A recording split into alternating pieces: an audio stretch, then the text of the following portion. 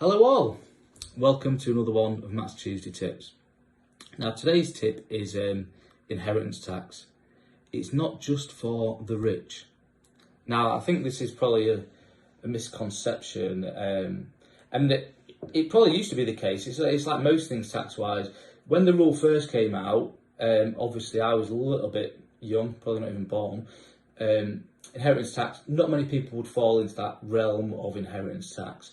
An inheritance tax, so you know, is a very, very expensive tax. But if you're subject to it, it's 40%. So if you've got £1 million or £100,000, say, subject to inheritance tax, you're going to lose £40,000 of that to the tax man.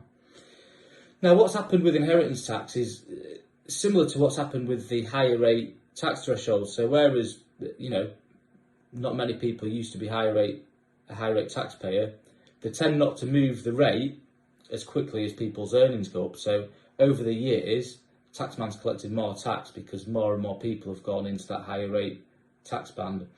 And the same thing's happened with inheritance tax. You know, the inheritance tax threshold hasn't moved all that much, and now you're finding a lot more people falling into inheritance tax.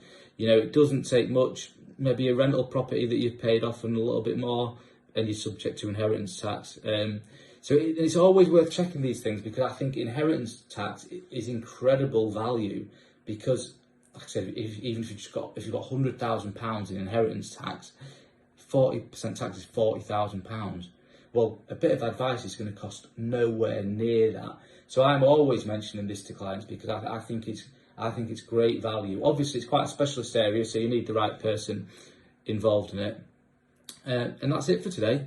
Inheritance tax, not just for the rich.